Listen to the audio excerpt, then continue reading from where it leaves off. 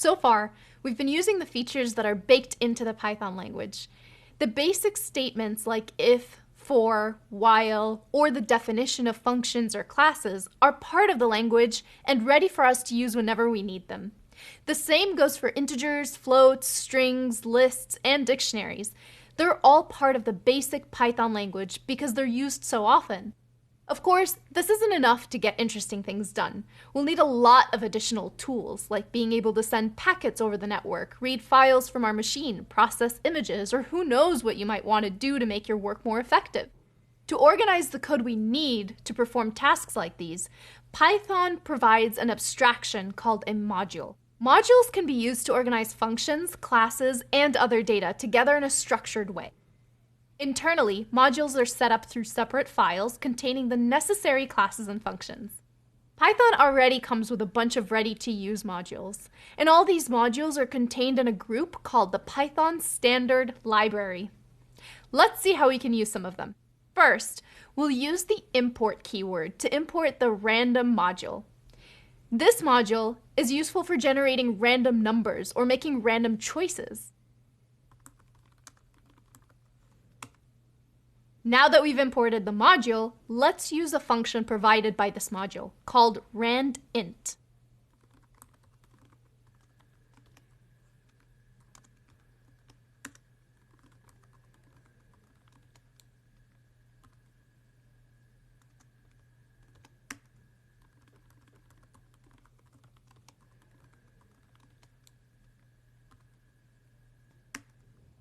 This function receives two parameters and generates a random number between the two parameters that we pass.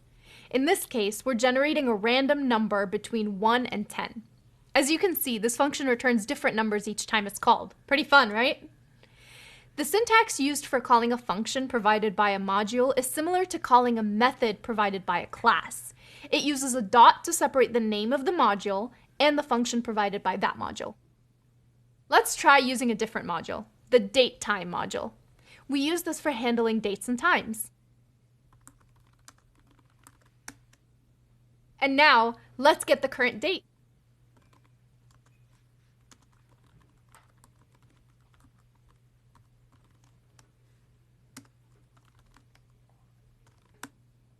If you're wondering why we have a double datetime, it's because the datetime module provides a datetime class. And the datetime class gives us a method called now. This now method generates an instance of the datetime class for the current time. We can operate on this instance of datetime in a bunch of ways. Let's check out a couple of examples.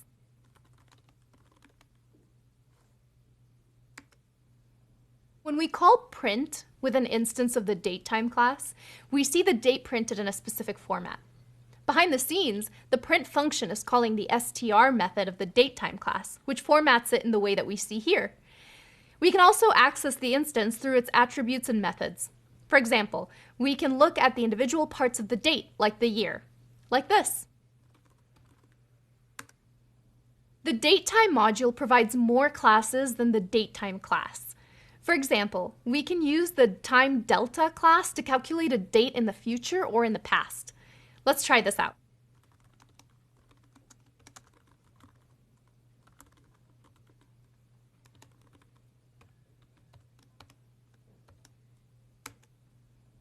In this case, we're creating an instance of the time delta class with a value of 28 days.